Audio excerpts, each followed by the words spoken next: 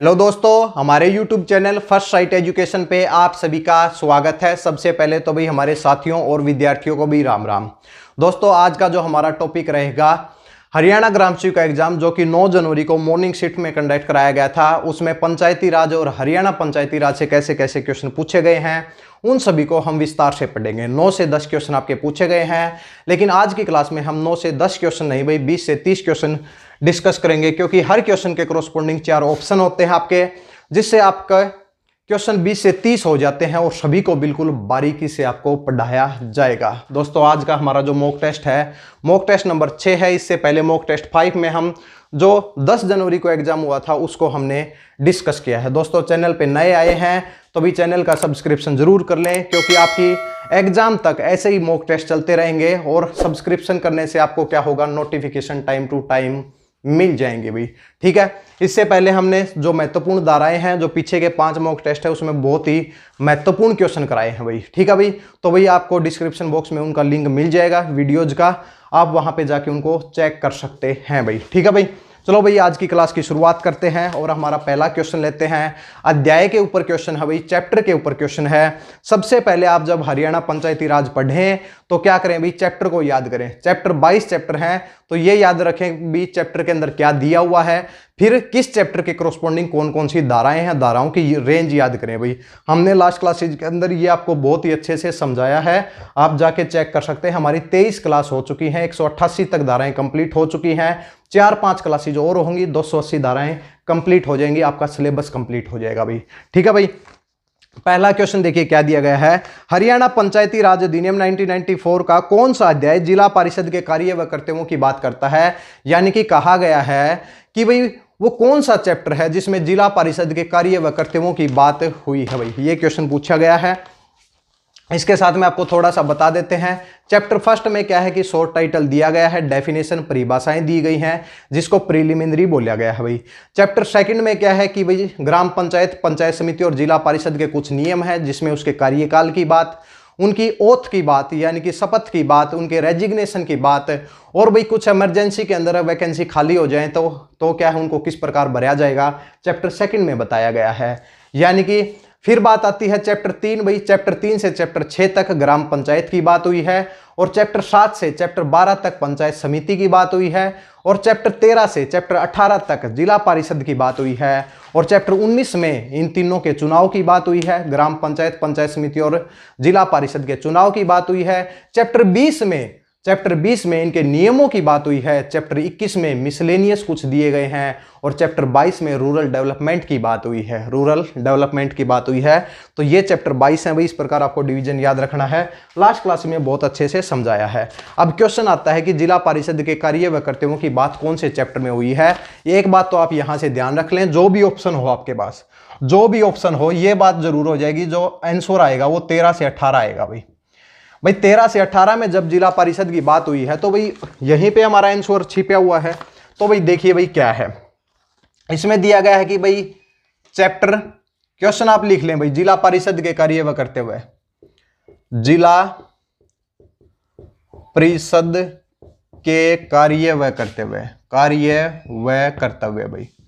जिला परिषद के कार्य व कर्तव्यों की बात कहां पे हुई है, तो फर्स्ट ऑप्शन आपका है भाई चैप्टर 12 भाई। चैप्टर 12 हो सकता है भाई, नहीं हो सकता भी, क्योंकि चैप्टर 13 से 18 तक की बात हुई है।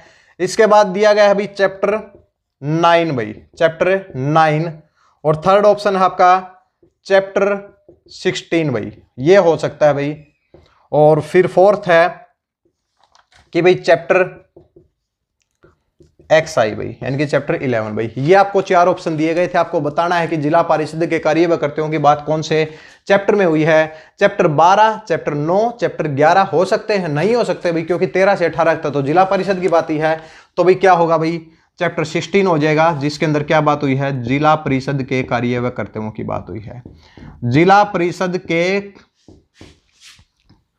कार्य व कर्तव्य भाई, कार्य व कर्तव्य कौन से चैप्टर के अंतर्गत आते हैं भाई, चैप्टर 16 के अंतर्गत आते हैं। इसके बाद बात आती है चैप्टर 12।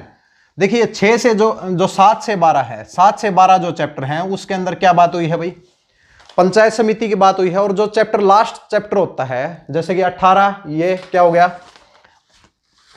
12 हुआ भाई। और ग्राम पंचायत के ग्राम पंचायत के 3 से 6 तक है भाई, 3 से 6 तक है। तो भाई ये जो लास्ट चैप्टर है, लास्ट चैप्टर में इसमें क्या है कि इसमें नियंत्रण की बात हुई है, ग्राम पंचायत के नियंत्रण की बात हुई है, इसमें भी नियंत्रण की, इसमें भी नियंत्रण की, और इसको बोलते हैं पर्यवेक्षण भाई। पर्यवेक्षण मतलब निगरानी भाई, और इसको भी क्या बोलेंगे, पर्यवेक्षण भाई।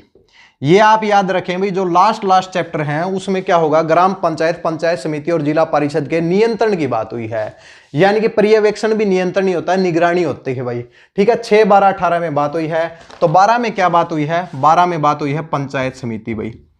पंचायत समिति के पर्यवेक्षण की बात, यानी कि निगरानी किसकी होगी भाई, पंचायत समिति के ऊपर। ठीक है, उसकी बात हुई है। चैप्टर ये क्या है भाई, चैप्टर 9 है। चैप्टर 9 में क्या बात हुई है, कार्यकारी प्राधिकारी की बात हुई है। कार्यकारी प्राधिकारी कौन होगा भाई, ये हमने बिल्कुल डिटेल में आपको पढ़ाया है भाई, कि जो चेयरमैन होता है और जो कार्यकारी अधिकारी है वो दोनों होते हैं भाई। ठीक है, इसके बाद है भाई चैप्टर क्या है, चैप्टर 11 है। चैप्टर 11 में क्या है कि पंचायत समिति में फिनांस एंड टैक्सेशन की बात हुई है भाई। वित्त व कराधान की बात हुई है। वित्त व कराधान यानी कि पंचायत समिति के टैक्स लगाने की शक्ति की बात हुई है। किसकी भाई, पंचायत समिति। पंचायत समिति के वित्त व कराधान की बात कौन से चैप्टर में हुई है, तो भाई हम कह सकते हैं चैप्टर 11 में हुई है भाई। ठीक है भाई, तो ये आपको याद रखने हैं। चैप्टर 12 में पंचायत समिति के पर्यवेक्षण की बात हुई है। चैप्टर 9 में कार्यकारी प्राधिकारी किसकी भाई, पंचायत समिति की, पंचायत समिति की, पंचायत समिति की भाई। और फिर चैप्टर 16 में जिला परिषद के कार्य व कर्तव्यों की बात हुई है। और चैप्टर 11 में वित्त कराधान की बात हुई है, किसकी, पंचायत समिति की। चैप्टर 13 से 18 तक किसके हैं भाई, जिला परिषद के हैं। चैप्टर 7 से चैप्टर 12 तक किसके हैं भाई, पंचायत समिति के हैं। चैप्टर 3 से चैप्टर 6 में किसकी बात हुई है, ग्राम पंचायत की बात हुई है। तो भाई ये थोड़ा डिवीजन याद रखें। इससे पहले हमने क्लासेज में ये भी कराया कि हर चैप्टर के कोरस्पॉन्डिंग कौन कौन सी धाराएं हैं, हर चैप्टर के कोरस्पॉन्डिंग कौन कौन सी धाराएं हैं। तो भाई जहां से स्टार्ट होती हैं और जहां पे खत्म होती हैं ये जरूर याद रखें भाई। लास्ट क्लासेज देख लीजिए भाई, वहां पे आपको सब पढ़ाया गया है। ठीक है भाई, चलो भाई इसका स्क्रीनशॉट लें और अगले क्वेश्चन की तरफ बढ़ते हैं। अगला क्वेश्चन भी इसी तरीके से है भाई हमारा। देखिए 2 क्वेश्चन आपके पूछे गए हैं, किससे भाई, चैप्टर से पूछे गए हैं, अध्यायों से पूछे गए हैं भाई। दूसरा भी इसी प्रकार है भाई। दूसरे में क्या दिया हुआ है, चलो भाई देख लेते हैं। पूछा गया कि हरियाणा पंचायती राज के लिए सही उत्तर पहचाने भाई। हरियाणा पंचायती राज के लिए सही उत्तर पहचाने, ये क्वेश्चन दिया गया था। और पहला जो ऑप्शन था अध्याय 18 के बारे में बात हुई है भाई। क्वेश्चन ये था कि अध्याय 18 में क्या दिया गया है, ये पूछा गया था बस, और कुछ नहीं है। और आपको और ऑप्शन दिए गए थे। तो भाई चैप्टर 18 में क्या बात हुई है, यानी कि चैप्टर 18 में क्या बात हुई है भाई। चैप्टर 18 क्वेश्चन था भाई। और इसके अंदर जो आंसर है, पहला आंसर था कि भाई चैप्टर 18 में जिला परिषद की बात हुई है। अकेले जिला परिषद की, कुछ नहीं दिया गया है, जिला परिषद की बात हुई है। या फिर जिला परिषद के कार्य व कर्तव्यों की बात हुई है, जिला परिषद के कार्य व कर्तव्य भाई, कार्य व कर्तव्यों की बात हुई है। या फिर तीसरा ऑप्शन है जिला परिषद के पर्यवेक्षण की बात हुई है, यानी कि निगरानी की बात हुई है, जिला परिषद के पर्यवेक्षण भाई, पर्यवेक्षण की बात हुई है। या फिर फोर्थ ऑप्शन है संपत्ति, वित्त और कराधान, संपत्ति, वित्त व कराधान की बात हुई है। ये बताइए भाई चैप्टर 18 किसकी बात करता है, जिला परिषद की बात करता है, या फिर जिला परिषद के कार्य व कर्तव्यों की बात करता है, या फिर जिला परिषद के पर्यवेक्षण की बात करता है, या फिर संपत्ति, वित्त व कराधान की बात करता है। तो राइट आंसर हमने अभी बताया था कि भाई 3 से लेके 6 तक, या फिर 7 से लेके 12 तक, या फिर 13 से लेके 18 तक, ये जो लास्ट हैं इनके अंदर क्या बात होती है, इनमें पर्यवेक्षण की बात होती है, कंट्रोल की बात होती है। तो क्या आ जाएगा भाई, जिला परिषद के पर्यवेक्षण की बात हुई है, जिला परिषद के पर्यवेक्षण की बात हुई है। कौन से चैप्टर में भाई, चैप्टर 18 के अंतर्गत भाई। चैप्टर 18 में तो ठीक है भाई, चैप्टर 18 में क्या बात हुई है, पर्यवेक्षण की बात हुई है। तो भाई अब बात करते हैं जिला परिषद की बात कहां पे हुई है। जब चैप्टर स्टार्ट होते हैं तभी आपकी जिला परिषद की बात होती है, चैप्टर 13 में भाई। चैप्टर 13 में किसकी बात हुई है, जिला परिषद की बात हुई है। और लास्ट क्वेश्चन में हमने डिस्कस किया जिला परिषद के कार्य व कर्तव्यों की बात कौन से चैप्टर में हुई है, चैप्टर 16 में हुई है। और संपत्ति वित्त व कराधान की बात कहां पे हुई है, तो चैप्टर 17 में हुई है, चैप्टर 17 में हुई है।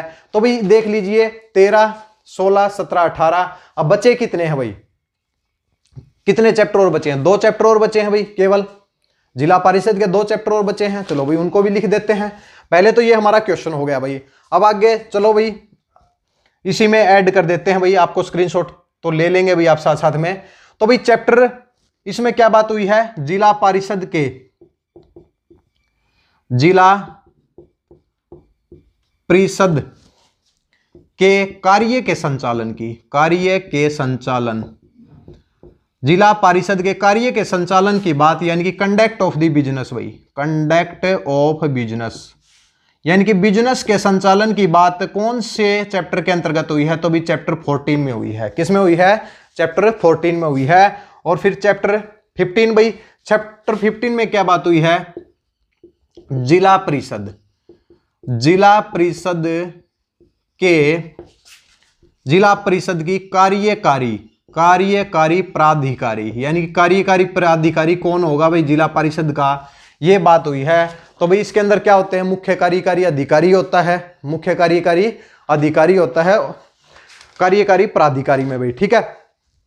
वह अन्य सेवक भाई, वह अन्य सेवक भाई, अन्य सेवक या फिर सर्वेंट बोलते हैं भाई, ठीक है।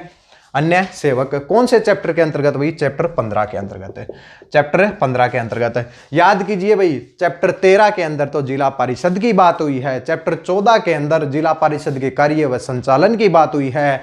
चैप्टर 15 में क्या बात हुई है, चैप्टर 15 में बात हुई है जिला परिषद की कार्यकारी अधिकारी व अन्य सर्वेंट यानी कि अन्य ऑफिसर भी बोल सकते हैं, अधिकारी भी बोल सकते हैं, ठीक है। फिर चैप्टर 16 में जिला परिषद के कार्य व कर्तव्यों की बात हुई है। चैप्टर 17 में वित्त, कराधान व संपत्ति की बात हुई है। चैप्टर 18 में जिला परिषद के पर्यवेक्षण की बात हुई है। चलो भाई जिला परिषद कंप्लीट हो गया भाई। इस तरीके से सभी धाराएं ऐसे भाई आप ऐसे पढ़ें भाई, ऐसे पढ़ेंगे तो क्या होगा कि एग्जाम के अंदर आपको भाई जैसे ही आपका क्वेश्चन आएगा आप डायरेक्ट आंसर दे देंगे भाई, डायरेक्ट आंसर दे देंगे भाई, ठीक है। चलो भाई ये तो हो गई भी चैप्टर की बात। दोस्तों इसके साथ में ये भी बता देते हैं, जब हम सभी धाराओं को बिल्कुल विस्तार से डिस्कस किया है, जब 188 धाराओं तक गया है, हमने केवल धाराएं नहीं, हमने धाराएं नहीं, धाराओं के साथ साथ में जितने भी क्वेश्चन हो सकते हैं अंदर से, यानी कि आपको पूरा डिटेल में पढ़ाया गया है। इसलिए आपको आपका एक भी क्वेश्चन गलत नहीं हो सकता, बिल्कुल अच्छे से पढ़ाया है। अब आप इस पेपर के थ्रू देख लीजिए कि भाई जो हमारे से पहले से जुड़े हुए हैं वो देख लीजिए भाई कि आपको जो पढ़ाया गया है वो पूछा गया है या नहीं पूछा गया, कमेंट करके जरूर बताएं भाई, ठीक है भाई। तो चैप्टर, तो भाई क्वेश्चन नंबर 3 की तरफ बढ़ते हैं। क्या कहा गया है, देखिए, हरियाणा की प्रत्येक पंचायत समिति द्वारा विभिन्न समितियों की नियुक्ति की जानी चाहिए। प्रत्येक समिति का पदेन सचिव कौन होता है। देखिए भाई क्या कहा गया है कि भाई जो पंचायत समिति है, पंचायत समिति कमेटीज का गठन करती है, ठीक है भाई, समितिज का गठन करती है। ये कहा गया है कि भाई जो हर जो पंचायत जो समिति का गठन करती है यानी कि कमेटी का गठन करती है, उसका पदेन सचिव कौन होता है, पदेन सचिव कौन होता है। तो ये क्वेश्चन पूछा गया है। इस क्वेश्चन से पहले थोड़ी सी एक बात बता देते हैं भाई, ठीक है भाई। हमने क्या ये डिस्कस नहीं किया था, क्या धारा 83 के अंतर्गत, धारा 83 के अंतर्गत पंचायत समिति कमेटी का गठन करते हैं भाई। पंचायत समिति, देखिए कमेटी को भाई समिति बोला जाता है, समितिज बोल रखा है, ठीक है, समिति बोला जाता है। हम यहां पे लिख रहे हैं पंचायत समिति के गठन की बात, पंचायत समिति के गठन की बात कौन सी धारा के अंतर्गत हुई है।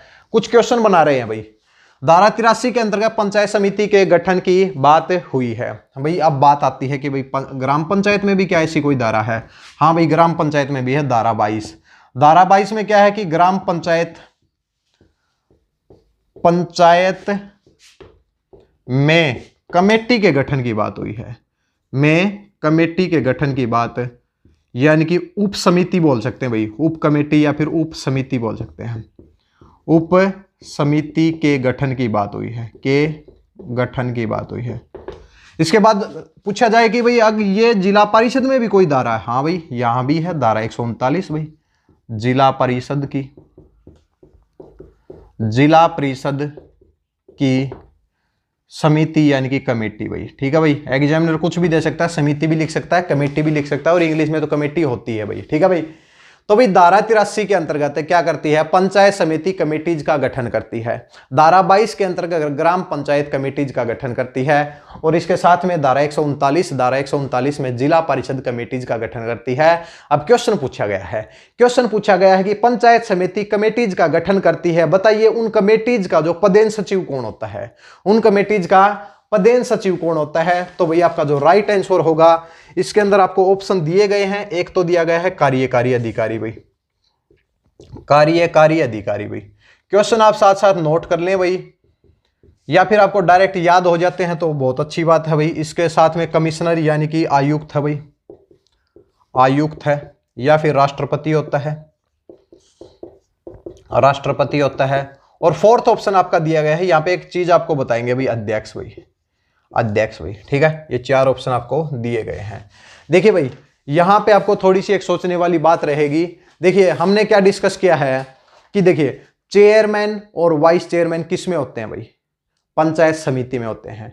प्रेसिडेंट और वाइस प्रेसिडेंट किस में होते हैं भाई, जिला परिषद में होते हैं। प्रेसिडेंट और वाइस प्रेसिडेंट क्या होते हैं, जिला परिषद में होते हैं। अब हमने आपको क्या पढ़ाया है, चेयरमैन को क्या बोलेंगे भाई, सभापति। वाइस चेयरमैन को क्या बोलेंगे, उपसभापति। ठीक है, फिर प्रेसिडेंट को क्या बोले भाई हमने लास्ट क्लासेज में, अध्यक्ष।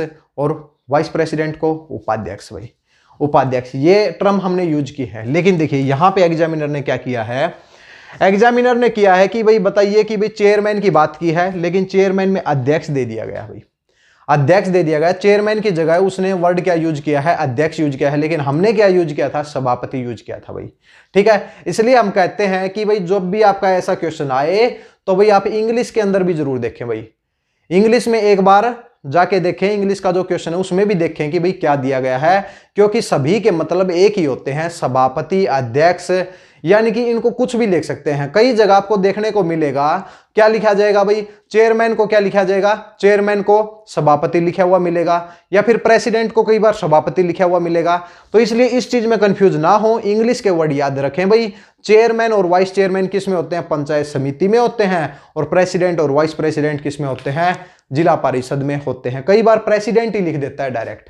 ठीक है, तो ये ध्यान रखें भाई। यहां पे एचएसएससी ने क्या यूज किया है, एचएसएससी ने चेयरमैन की जगह क्या यूज किया है, अध्यक्ष यूज किया है। ठीक है भाई, अब देखिए भाई, बताइए कि भाई इसका जो एक्स ऑफिस सेक्रेटरी कौन होता है, एक्स ऑफिस सेक्रेटरी किसका, कमेटीज का। तो आपका जो राइट आंसर है वो क्या होगा भाई, कार्यकारी अधिकारी। कार्यकारी अधिकारी क्या होता है, इसका एक्स ऑफिस सेक्रेटरी होता है, जो कि कमेटीज बनाई गई हैं किस धारा के अंतर्गत, धारा 83 के अंतर्गत। दोस्तों अगर कमेटीज की पूरी क्लास आपको देखनी है तो भी आपको चैनल पे मिल जाएगी, क्योंकि हमने सब कुछ पढ़ाया हुआ है पहले से भाई। ठीक है भाई, चलो भाई आगे की तरफ बढ़ते हैं भाई। देखिए भाई, अगला क्वेश्चन एक धारा के ऊपर है भाई, और जिसमें धारा 188 से भी ऊपर दी गई है भाई, 188 से भी ऊपर दी गई है, जो कि हमने अभी पढ़ाई नहीं है भाई। ठीक है, देखिए भाई क्वेश्चन क्या है कि making the false declaration, making the false declaration की बात कौन सी धारा के अंतर्गत हुई है। मेकिंग द फॉल्स डिक्लेरेशन यानी कि असत्य घोषणा करना भाई। क्वेश्चन क्या है, असत्य, असत्य घोषणा करना। असत्य घोषणा करना कौन सी धारा के अंतर्गत है भाई, कौन सी धारा के अंतर्गत है भाई, ये आपको क्वेश्चन है भाई। और पहला ऑप्शन आपको दिया गया है धारा 161 भाई, दूसरा ऑप्शन दिया गया है धारा 171 भाई, और तीसरा जो ऑप्शन है भाई धारा 181 भाई, धारा 181। और फोर्थ ऑप्शन है दोस्तों, यहां पे आके आगे जैसे जैसे आगे चलते हैं तो थोड़ी सी धाराएं मुश्किल हो जाएंगी भाई। ये 191 है भाई, यानी कि 161, 171, 181 और 191, 10-10 का गैप दिया गया है भाई। ठीक है भाई, तो इसके अंदर कौन सा होगा, मेकिंग द फॉल्स डिक्लेरेशन की बात। सबसे पहले तो दोस्तों ये बात बता देते हैं कि भाई चुनाव के नियम में बात हुई है, चुनाव के नियम में बात हुई है। और चुनाव के नियम कौन से चैप्टर के अंतर्गत आते हैं, चैप्टर 20 के अंतर्गत आते हैं, चैप्टर 20 के अंतर्गत आते हैं। चैप्टर 20 में धाराएं कहां से कहां तक है, 162 से लेकर 188 तक है, 162 से 188 तक है। तो इसलिए ये भी नहीं हो सकता भाई, ये भी नहीं हो सकता। अब हो क्या सकता है, 171 और 181 हो सकते हैं, 171 और 181 आपके राइट आंसर हो सकते हैं। और राइट आंसर क्या है, धारा 171 है। धारा 171 में क्या बात हुई है, असत्य घोषणा करना भाई। यानी कि मेकिंग द फॉल्स डेक्लेरेशन भाई, मेकिंग द फॉल्स डेक्लेरेशन या फिर बोल सकते हैं झूठी घोषणा करना की बात कौन से उसमें हुई है कि जब भी वोटर की लिस्ट तैयार होती है या फिर उसके अंदर कभी करेक्शन होता है तो क्या होता है कि अगर कोई अपनी इंफॉर्मेशन गलत देता है लिखित में तो भाई उसको क्या किया जाएगा, दंडित किया जाएगा, उसको 1 साल तक की सजा होती है, कुछ फाइन भी होता है भाई, हमने पीछे पढ़ाया है आपको, ठीक है। इसके बाद धारा 161 भाई, धारा 161 में क्या बात हुई है, इसमें बात हुई है भाई ग्राम पंचायत, पंचायत समिति भाई, ग्राम पंचायत, पंचायत समिति व जिला परिषद के चुनाव की बात हुई है भाई, जिला परिषद के चुनाव की बात कौन सी धारा के अंतर्गत हुई है, तो धारा 161 में हुई है और चैप्टर नंबर 19 है, चैप्टर 19 में केवल एक ही धारा है भाई, ठीक है भाई। इसके बाद धारा 181 भाई, धारा 181 में क्या है, पहले धारा 180 क्या है, धारा 180 ये है कि भाई जिस दिन पोलिंग होती है, जिस दिन वोट आपके वोटिंग होती है उस दिन क्या होता है, कहा जाता है कि 100 मीटर के दायरे में आप वोट नहीं मांग सकते, 100 मीटर के दायरे में आप वोट नहीं मांग सकते और प्रचार नहीं कर सकते और किसी भी वोटर्स को रोक नहीं सकते भाई, ठीक है। आप देखते हैं ये चीजें, तो वो कौन सी धारा के अंतर्गत बात हुई है, वो धारा 180 में बात हुई है, ठीक है, वो भी हमने पढ़ाया है। धारा 181 में क्या है कि धारा 181 में दिया गया है कि डिसऑर्डरली कंडक्ट यानी कि उच्छल आसन। अब उच्छल आसन को डिफाइन किस प्रकार किया गया है, उच्छल आसन ये है कि भाई जब जिस दिन वोटिंग होती है उसके आसपास आप लाउड स्पीकर से भाई क्या करने, वोट मांगने लग जाएं या फिर किसी वोटर को रोक दें कि आप वोट मत डालो भाई, तो इस तरीके का अगर आचरण आप करते हैं तो उसको उच्छल आसन बोलते हैं और जिसको डिसऑर्डरली कंडक्ट बोला जाता है। और वो किसके अंतर्गत बात हुई है, तो भाई वो बात हुई है धारा 181 के अंतर्गत। अब भाई ये हिंदी के अंदर उच्छल आचरण भाई ठीक नहीं है, ग्रामेटिकली देखा जाए तो ठीक नहीं होगा, ठीक है। उच्छल आसन यानी कि डिसऑर्डरली कंडक्ट आप लिख सकते हैं। अगर आप ऐसा करते हैं तो इस डिसऑर्डरली कंडक्ट के लिए आपको दंडित किया जाएगा, आपको क्या किया जाएगा, दंडित किया जाएगा भाई, ठीक है।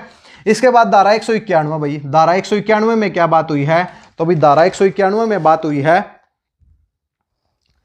धारा 191 में ग्राम पंचायत, पंचायत समिति, हाँ यानी कि भाई कि ग्राम पंचायत, पंचायत समिति और जिला परिषद के कभी एरिया को चेंज कर दिया जाए, यानी कि किसी एरिया को किसी दूसरे एरिया में मिला दिया जाए, तो जब ऐसा किया जाता है तो क्या होगा कि भाई जो भी ग्राम पंचायत है, पंचायत समिति है और जिला परिषद है उनके ऊपर कोई भी प्रभाव नहीं पड़ेगा भाई। यानी कि ग्राम पंचायत, ग्राम पंचायत, पंचायत समिति, पंचायत समिति व जिला परिषद भाई, व जिला परिषद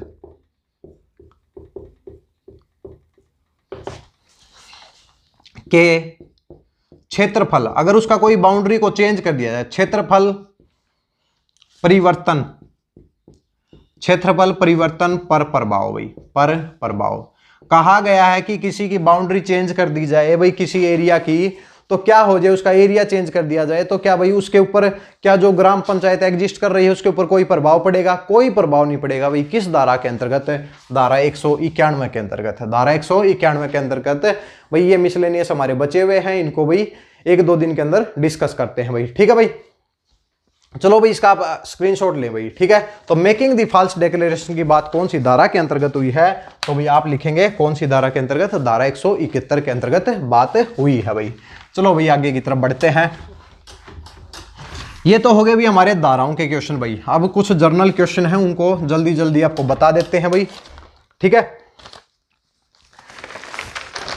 देखिए भाई क्वेश्चन दिया गया है कि हरियाणा पंचायती राज अधिनियम 1994 के अनुसार एक जिला परिषद की विशेष बैठक में कार्य होने के लिए कोरम की बात हुई है भाई, कोरम की बात हुई है, यानी कि जिला परिषद के कोरम की बात हुई है। तो भाई कोरम का मतलब होता है कम से कम कितने सदस्य प्रेजेंट होने चाहिए ताकि कार्य का संचालन हो सके भाई, कार्य का संचालन हो सके। तो भाई इसके अंदर पूछा गया है कि भाई कितना कोरम होना चाहिए, लेकिन एक साथ में बता देते हैं भाई विशेष बैठक की बात हुई है भाई, विशेष बैठक के लिए कोरम यानी कि विशेष जिला परिषद की भाई, जिला परिषद की विशेष बैठक के लिए कोरम भाई, की विशेष बैठक यानी कि स्पेशल मीटिंग के लिए, स्पेशल बैठक के लिए कोरम भाई, के लिए कोरम भाई कितना होना चाहिए भाई, कितना होना चाहिए?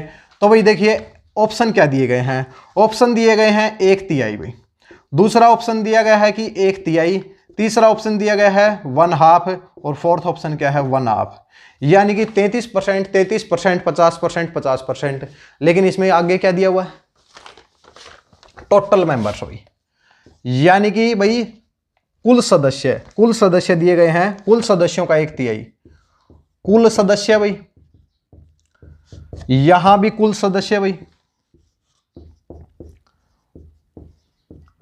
और इसके साथ में दिया गया है वास्तविक रूप से सेवारत उस समय के लिए, उस समय, इसको भाई अच्छे से डिस्कस करते हैं भाई, एक बार लिख लेते हैं इसको, उस समय के लिए वास्तविक रूप से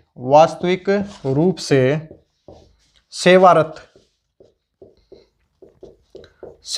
सदस्य भाई, सेवारत सदस्य भाई। तो भाई यहां पे 1/2 लिख लेते हैं भाई, क्योंकि बार बार लिखेंगे टाइम लग जाएगा भाई। यहां पे 1/3 लिख लेते हैं भाई, और इसको एज इट इज यहां पे उतार दीजिए भाई, ठीक है। कहने का मतलब है कि भाई जिला परिषद की विशेष बैठक के लिए कोरम क्या होने चाहिए, कम से कम कितने सदस्य होने चाहिए। पहला ऑप्शन है 1/3, जितने भी सदस्य हैं तो उसका 1/3 होना चाहिए, या फिर 1/2 किसका भाई, उस समय के लिए वास्तविक रूप से, यानी कि उस टाइम पे, जिस टाइम पे भाई मीटिंग हो रही है उस टाइम पे वास्तविक में कितने सदस्य हैं। मान लेते हैं भाई किसी जिला परिषद में कितने हैं भाई, 20 सदस्य हैं, 20 सदस्य हैं, और 2 क्या होता है, या 2 को हटा दिया गया है या फिर वो इस्तीफा दे चुके हैं, अब बचे कितने हैं भाई 18। तो भाई कोरम के लिए क्या चाहिए भाई, वास्तविक रूप से कितने कार्य कर रहे हैं, वास्तविक रूप से उस टाइम पे कितने कार्य कर रहे हैं, उनका 1/2 भाई, 1/2 क्या होगा आपका राइट आंसर हो जाएगा। 1/2 क्या हो जाएगा, स्पेशल विशेष बैठक के लिए क्या होना चाहिए, उस समय के लिए वास्तविक रूप से सेवारत सदस्य भाई कितने भाई, 50% होने चाहिए भाई। कुल सदस्य नहीं होने चाहिए भाई, जो कार्यकर्त जो सदस्य हैं वो होने चाहिए वास्तविक रूप से। तो ये आपका क्या हो जाएगा राइट आंसर। अब भाई यहां पे एक क्वेश्चन दे दिया जाए, अब की बार पूछ लिया जाए कि जिला परिषद की साधारण बैठक के लिए कोरम भाई, जिला परिषद की साधारण बैठक के लिए कोरम, तो भाई राइट आंसर क्या होगा 1/3 हो जाएगा, और फिर क्या हो जाएगा उस समय के लिए, उस समय के लिए वास्तविक रूप से सेवारत सदस्य भाई। यानी कि कहने का मतलब यह है कि भाई जो साधारण मीटिंग होगी उसमें तो क्या होगा 1/3 होगा, और विशेष बैठक में क्या होगा 1/2 होगा, यानी कि 50% होगा, और ये टर्म साथ में रहेंगी भाई। कुल सदस्य का कोई रोल नहीं रहेगा, कुल सदस्य का कोई रोल नहीं रहेगा भाई, ठीक है भाई। चलो भाई इसका स्क्रीनशॉट लें भाई, अब जल्दी जल्दी करते हैं भाई, अब ज्यादा बड़े क्वेश्चन नहीं है भाई हमारे, क्योंकि धाराओं के बड़े क्वेश्चन थे भाई हमारे, ठीक है। क्या कहा गया देखिए, हरियाणा की प्रत्येक पंचायत समिति विभिन्न समितियों की नियुक्ति करती है, विभिन्न समितियों यानी कि कमेटीज का गठन करती है। कौन सी धारा के अंतर्गत, धारा 83 के अंतर्गत भाई। ग्राम पंचायत धारा 22 के अंतर्गत। अब जिला परिषद धारा 139 के अंतर्गत। याद करें भाई साथ साथ में, प्रत्येक समिति में अध्यक्ष सहित कितने अधिकतम सदस्य हो सकते हैं। कहा गया है कि पंचायत समिति कमेटीज का गठन करती है। बताइए कि भी उन कमेटीज में ज्यादा से ज्यादा सदस्य, यानी कि चेयरमैन को मिला के, यानी कि अध्यक्ष को मिला के, या सभापति बोल लें भाई, जो भी बोल लें, उनको मिला के ज्यादा से ज्यादा कितने सदस्य हो सकते हैं भाई। तो राइट आंसर क्या है भाई, ज्यादा से ज्यादा कितने सदस्य हो सकते हैं, 6 सदस्य हो सकते हैं भाई, 6 सदस्य। याद कीजिए, पंचायत समिति की कमेटीज में अध्यक्ष यानी कि चेयरमैन या फिर सभापति को मिला के कितने सदस्य हो सकते हैं भाई, 6 सदस्य हो सकते हैं। चलो भाई एक बात तो हमें याद हुई है। अब आते हैं भाई ग्राम पंचायत के ऊपर। ग्राम पंचायत भी तो धारा 22 के अंतर्गत कमेटीज का गठन करती है। उसमें ज्यादा से ज्यादा सरपंच को मिला के ज्यादा से ज्यादा कितने सदस्य हो सकते हैं भाई, तो सदस्य हो सकते हैं 5 भाई। सरपंच को, ग्राम पंचायत की कमेटीज में सरपंच को मिला के कितने सदस्य हो सकते हैं, 5। पंचायत समिति में चेयरमैन को मिला के कितने सदस्य हो सकते हैं, 6। और जिला परिषद में ऐसा कुछ भी दिया नहीं हुआ है, ऐसा कुछ भी नहीं दिया गया है। जिला परिषद में धारा 139 के अंतर्गत यह कहा है कि भाई जिला परिषद अपने कार्यों के अनुसार किसी भी कमेटीज का गठन कर सकती है भाई, किसी भी कमेटीज का गठन कर सकती है। किस धारा के अंतर्गत, धारा 139 के अंतर्गत भाई, ठीक है भाई। वो भी हमने पीछे अच्छे से पढ़ाया है, कमेटीज की क्लास कराई हुई है भाई पूरी, वहां जाके चेक करें भाई, ठीक है। अगला क्वेश्चन भाई, भारत में पंचायती राज का शुभारंभ कब हुआ भाई? पंचायती राज सबसे पहले भाई भारत में कब आया भाई? तो भाई कहां पे? राजस्थान में आया था। और कब आया था? 1959 में भाई। कब आया था? 1959 में भाई। ठीक है, तो ये आपका राइट आंसर हो जाएगा भाई। इसमें और भी आपको ऑप्शन इसके अंदर दिए गए हैं भाई। ठीक है भाई। देखिए अगला क्वेश्चन है कि हरियाणा पंचायती राज अधिनियम कब लागू हुआ? ये बहुत ही इजी क्वेश्चन में आते हैं, बहुत ही इजी क्वेश्चन में आते हैं। कब लागू हुआ था भाई? पता है सभी को? 22 अप्रैल भाई। 22 अप्रैल 1994 भाई। 22 अप्रैल 1994 भाई। ठीक है, ये क्वेश्चन कर चुके हैं भाई। हरियाणा में पंचायती राज का दूसरा स्तर क्या है? 3 तो सत्र हैं भाई, 3 सत्र हैं भाई। एक है ग्राम पंचायत, ग्राम पंचायत, एक है पंचायत समिति भाई, पंचायत समिति भाई। एक क्या है? एक जिला परिषद है भाई, एक जिला परिषद है भाई। तो दूसरा स्तर पूछा है, क्या आ जाएगा? पंचायत समिति आ जाएगा भाई। ठीक है, हरियाणा की प्रत्येक ग्राम पंचायत, पंचायत समिति, जिला परिषद अपनी पहली बैठक से खालिस्तान की अवधि के लिए कार्य करेगी भाई। बहुत ही इंपॉर्टेंट क्वेश्चन है भाई, साथ में अच्छे से बताएंगे भाई। ठीक है, ये दोनों क्वेश्चन नोट करें भाई। पहले क्या कहा गया है कि भाई ग्राम पंचायत, ग्राम पंचायत, पंचायत समिति, जिला परिषद के कार्यकाल की बात हुई है। लेकिन कार्यकाल ये नहीं कि आज इलेक्शन हुए आज से ही कार्यकाल स्टार्ट हो गया, ऐसा कुछ नहीं होता है। जिस दिन ग्राम पंचायत या फिर पंचायत समिति या जिला परिषद की पहली बैठक जिस दिन होती है, पहली बैठक जिस भी दिन होती है, उससे कितने टाइम के लिए उसका कार्यकाल रहेगा, पहली बैठक से लगाया जाता है भाई। ये नहीं कि आज चुनाव हुए आज से ही भाई सरपंच का कार्यकाल स्टार्ट हो गया। पहली मीटिंग करेंगे भाई सभी बैठ के, उस तो कार्य करेंगे, उस दिन से भाई उसका कार्यकाल स्टार्ट होगा भाई। कार्यकाल कितना होगा? बहुत ही मुश्किल क्वेश्चन है भाई, 5 साल। ये क्वेश्चन किसी का गलत नहीं होना चाहिए भाई। ठीक है, ऐसे क्वेश्चन, इजी क्वेश्चन भी पूछे जाते हैं। ठीक है, लेकिन इसके साथ में बात आती है कि भाई धारा कौन सी है, धारा कौन सी है। हमें तो हर तरीके से सोचना पड़ेगा, क्योंकि क्या पता अब की बार जो भी जिसने क्वेश्चन पूछा है, अब की बार कार्यकाल से पूछा है, अब की बार सोचे कि भाई नहीं भाई इसी से धारा पूछते हैं भाई। तो धारा नंबर 3 याद कीजिए दोस्तों, chapter number 2, chapter number 2, chapter 2 में धाराएं कहां से कहां तक है भाई? तो 3 से 6 तक धाराएं भाई, 3 से लेके 6 तक धाराएं हैं। जिसके अंदर धारा 3 में क्या बात हुई है? धारा 3 में ग्राम पंचायत, ग्राम पंचायत, पंचायत समिति भाई, पंचायत समिति, जिला परिषद भाई, जिला परिषद के कार्यकाल की बात हुई। इस बात में हम कई बार कंफ्यूज हो जाते हैं भाई, कि ये बहुत बार कमेंट भी आए हैं कि धारा 3 में भी कार्यकाल की बात की है, धारा 3 में भी हमने कार्यकाल की बात की है, धारा 10 में भी कार्यकाल की बात की है, धारा 62 में भी कार्यकाल की बात की है, और धारा 123 में भी कार्यकाल की बात हुई है। धारा 123 में भी कार्यकाल की बात हुई है। लेकिन अब ये डिफरेंस क्या है, आज थोड़ा सा क्लियर कर देते हैं भाई। ठीक है, जो नए बच्चे आए हैं उनके लिए भी ठीक है, और जो पहले से हैं वो भी ठीक है भाई।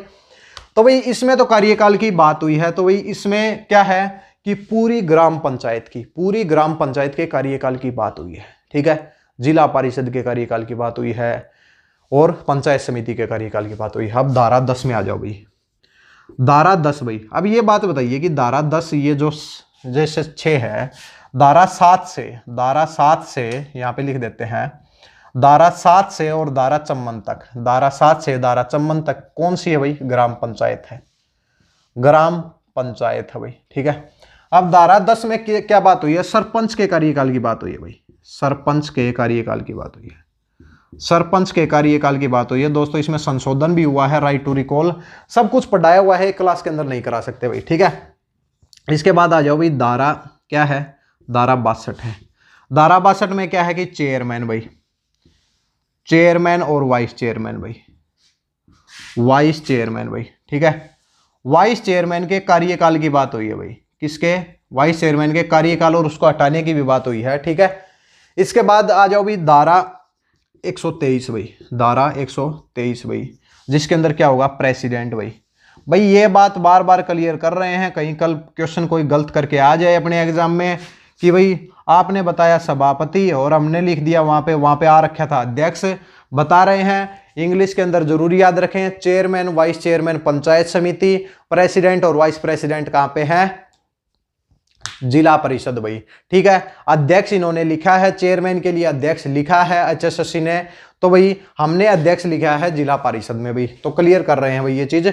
तो प्रेसिडेंट एंड वाइस प्रेसिडेंट के कार्यकाल की बात कौन सी धारा के अंतर्गत हुई है, तो भाई धारा कौन सी है भाई, धारा 123A है, 123 है भाई, ठीक है। अब बात आते हैं धारा 62A, धारा 62A में क्या है कि भाई इनके सदस्यों के कार्यकाल की बात हुई है। फिर धारा 123A, क्योंकि ये राइट टू रिकॉल में आते हैं भाई, धारा 123A, धारा 123 में क्या है कि जिला परिषद के सदस्यों की कार्यकाल की बात हुई है, उनको हटाने की भी बात हुई है कार्यकाल में। अब पूछा जाए कि भी राइट टू रिकॉल सरपंच के लिए कौन सी है भाई, तो धारा 10 में संशोधन किया गया है, धारा 10 में संशोधन किया है। राइट टू रिकॉल से सरपंच को हटा सकते हैं लेकिन पंच को नहीं हटा सकते, पंच को नहीं हटा सकते भाई, ठीक है। ये थोड़े से डिफरेंस याद रखें दोस्तों। आज हमने जो मॉक टेस्ट डिस्कस किया है वो अभी 9 जनवरी को मॉर्निंग शिफ्ट का, केवल एग्जाम के क्वेश्चन ही डिस्कस नहीं किए हैं, बहुत ज़्यादा चीज़ें डिस्कस की हैं। आपके एग्जाम में हम उम्मीद करते हैं इससे ज़्यादा क्वेश्चन नहीं पूछे जा सकते। हम तो यहाँ तक भी उम्मीद कर सकते हैं कि जो हमने पढ़ाया है उससे एक क्वेश्चन भी बाहर नहीं आना चाहिए, एक क्वेश्चन भी बाहर नहीं आना चाहिए। वो फिर एग्जाम के ऊपर डिपेंड करता है। एग्जाम होगा, आप कमेंट करके बताएंगे भाई कैसे कैसे क्वेश्चन आए हैं, पढ़ाए गए हैं, वो आए हैं या नहीं आए हैं, ठीक है। ठीक है भाई, अगली क्लास में मिलते हैं। मॉक टेस्ट 7 में मिलेंगे, जिसके अंदर 9 तारीख को जो इवनिंग के अंदर जो एग्जाम कराया गया था उसको भी हम डिस्कस करेंगे। इसके साथ में दोस्तों ये भी बता देते हैं, जिन बच्चों के कमेंट आ रहे हैं कि सर अभी आगे की धाराएं कराएं, तो साथ साथ में भी रिवीजन भी जरूरी है।